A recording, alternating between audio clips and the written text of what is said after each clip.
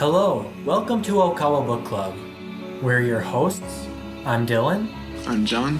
and we're going to be discussing the teachings of Master Ryuho Okawa. Ryuho Okawa is a world teacher, master, and CEO of Happy Science Group. All right, so we have a new spiritual message book by Master Ryuho Okawa. Putin's Real Intentions on Ukraine Invasion. Interview with the President's Guardian Spirit. So this new Kyoten, holy book by Master Ryuho Okawa, has the recent spiritual message of the guardian spirit of Vladimir Putin, as well as the spiritual message from Ivan IV, the first Tsar of Russia, who is acting as a guardian or guiding spirit of Vladimir Putin. And so this book essentially doesn't take a side between Russia and Ukraine, but it offers the counter-argument of Putin himself, which has been blocked from all Western media. And the purpose of religion, one of the major roles is to solve wars or stop wars from happening in the name of love and mercy. So we take this approach of seeing both sides' arguments as they are and presenting them to the world without editing the contents, so that people can see what the leaders of both countries are really thinking. So since we hear so much from Zelensky, this offers Putin's real intentions and why the Ukraine invasion happened. So to begin, I will read the preface. The largest incident between Europe and Russia in 80 years is happening now. 2 nights ago, at the time of the recording, on the morning of February 24th, I recorded the spiritual message about the Ukraine invasion and what President Putin's guardian spirit is thinking about. At that time, I still did not know of the Ukraine invasion by the Russian army, which started before dawn. As of this writing, Russian forces are attacking Ukraine from 3 directions. One estimate has it that Ukraine lost control over its airspace in 3 hours. Russian tanks and military vehicles are advancing from the north, east, and south.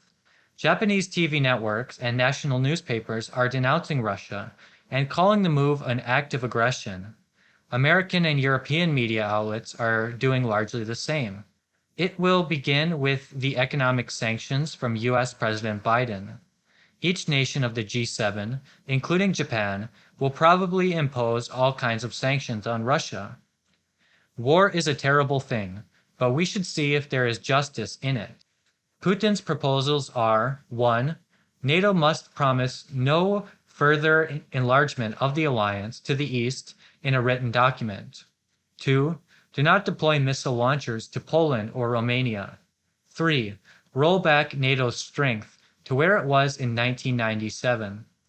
These were the 3 points, but the US Biden administration rejected them. President Zelensky in Kiev is trying to take shelter in NATO, but President Putin could not possibly accept that. It is not easy to develop an eye to see through international politics. But one thing that's certain is that war would not have erupted in Ukraine if America had chosen Trump as president. I deliver Mr. Putin's true thoughts to the people of Japan, who are insensitive to international matters, and to the rest of the world. It is worth getting a second opinion. Ryuho Okawa. February 26, 2022.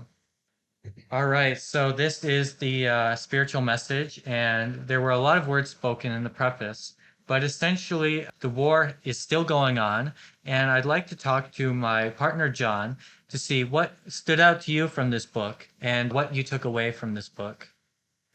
Thanks, Dylan.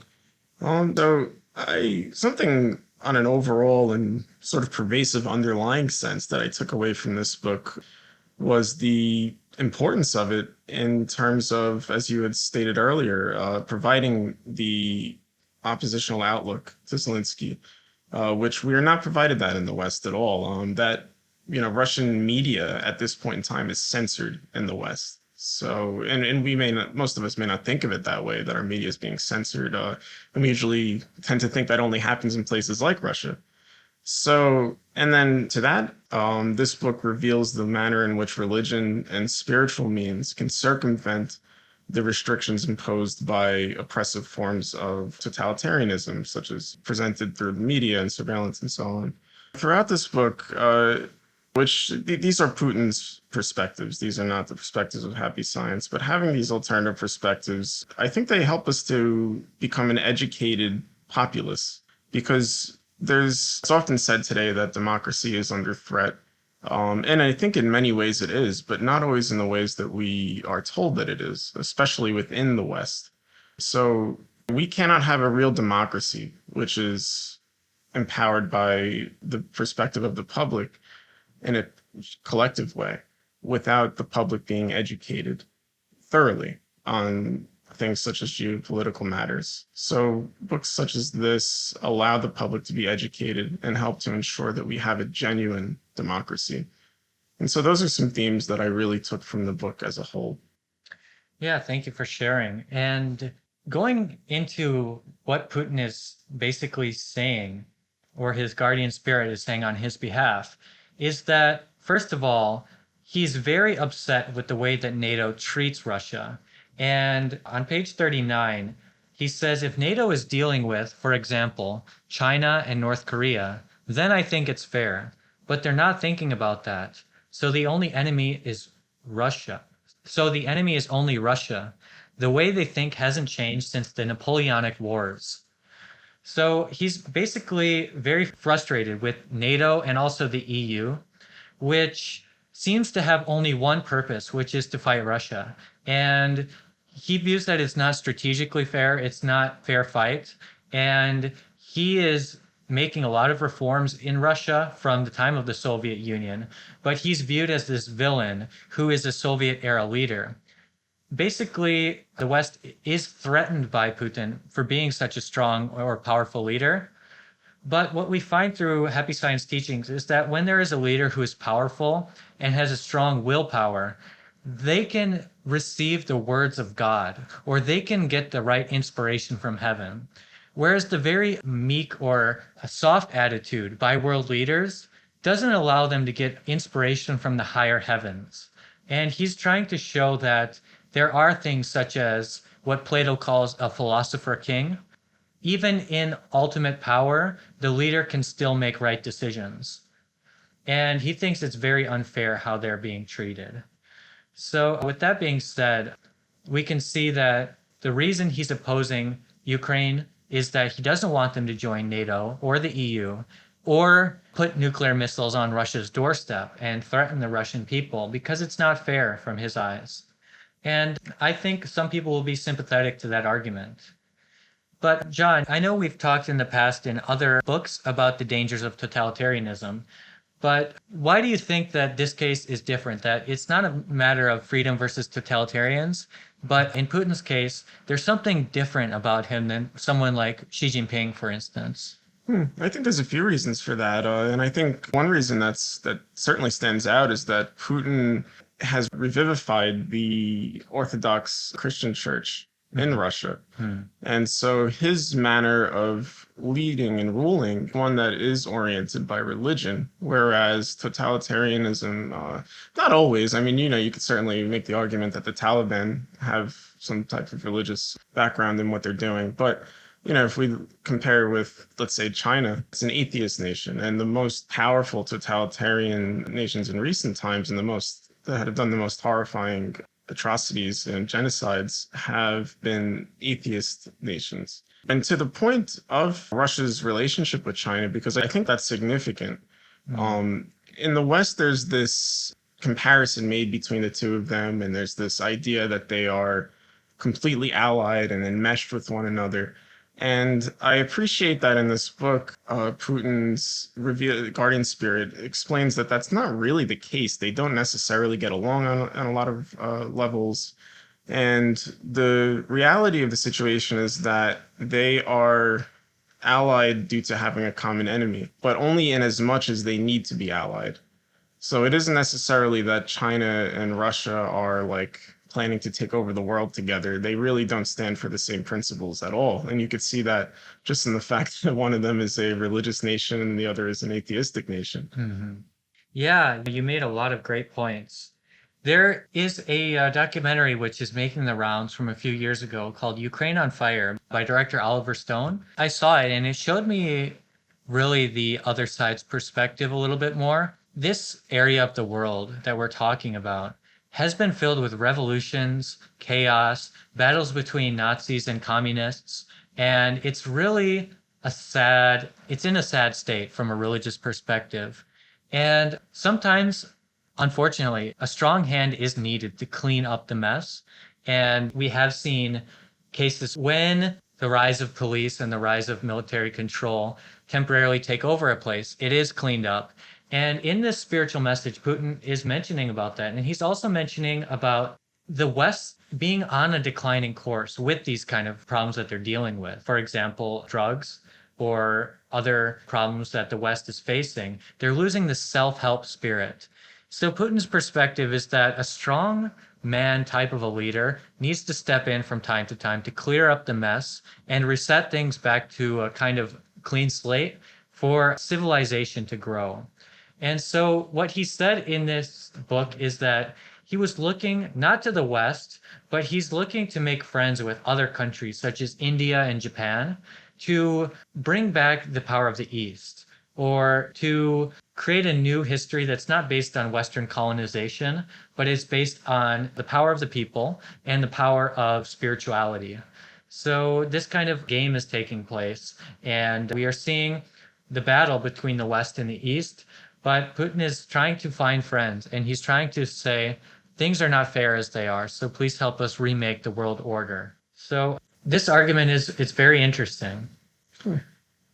So you reminded me of something when you were when what you were just saying about the need sometimes for a strong figure to step in and correct things. And what I'm reminded in that is actually there's an American policy that's popular in intelligence agencies, which was written about by Miles Copeland in the 1970s, who was an ex-CIA agent. And he said pretty much exactly that, which was that every once in a while, a strong, generally male figure will have to be put into a position of power so that they can balance things, especially diplomatically, which was something we saw with Trump in his dealings with North Korea and other nations. Yeah. From a spiritual perspective, usually those kind of machismo, masculine type of figures aren't what we would expect to be someone who is making things better. But sometimes their strength can give a certain quality on its own because they are able to not just talk about things, but make real change. And what you do is what matters in the end more than what you say. So that reminds me of the extra chapter in this book, which is about Ivan IV. And talk about someone like that. It's a powerful leader who united Russia. And Russia is the biggest country in terms of size in the world. And for democratic leadership to take place, which is very decentralized, it doesn't allow a country like that to be unified and nationalized. So what Ivan did was brought this strength, this approach of strength to Russia, united Russia, and brought peace. And we find that in this chapter that it's actually one of the past lives of Vladimir Putin. And Vladimir Putin has many past lives, such as Octavius, the second leader of the Caesar Empire. And he has brought this kind of approach through his entire reincarnation cycle. Whenever he's been born, he's been in this case where the country he is born into is suffering from some weakness, and he brings strength and cleans it up, and then he fulfills his mission and goes back to the spiritual world. So this is the other secret that this book brings out, is the secret of reincarnation. And when we think about things from that perspective, we can see God's plan hidden in places around the world to make countries go up and down, and why that certain figures are born in certain ages. Yeah, I think that's an incredible thing to point out. And it's also interesting that Ivan IV received the name Ivan the Terrible, Right. So it says something about the fact that those who sometimes will stand up and do the right thing when it isn't the popular thing will be labeled as something quite literally terrible. Yeah, but it's still necessary to do what must be done sometimes. that's so true. So yeah, this book is these two chapters, but it's very powerful. And before we get to the ending here, I'd just like to turn it over to my partner, John. On page 191, we find the afterword, which is very important because it's Master Okawa's final comment. So could you read that, please? Sure. From the afterword. The spiritual message from one of President Putin's past lives, Ivan IV, was added for reference. The collapse of the Soviet Union more than 30 years ago must have been miserable. President Putin has spent the last 20 years trying to revive the great Russian Empire.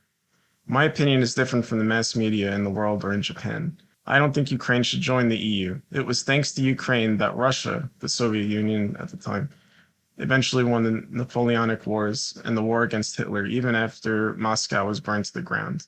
It would be a nightmare for Russia if American nuclear missiles were placed in Ukraine to be launched against Moscow. President Putin is decisive. I knew that he would not tolerate that. The decision-making skill of the top leaders will change the course of the world from now on. For Mr. Biden, this is the second war he has lost, following the war against coronavirus. It is unfortunate, but he is just brainless. From Ryo Okawa. Wow, very direct and powerful words. So thank you for reading that. And this book you can find online. So if you'd like to learn more, you can find it on okawabooks.com. You can buy the book on amazon.com. It was great talking to you again, John. Likewise, Dylan. In these trying times, stay happy, healthy, and positive.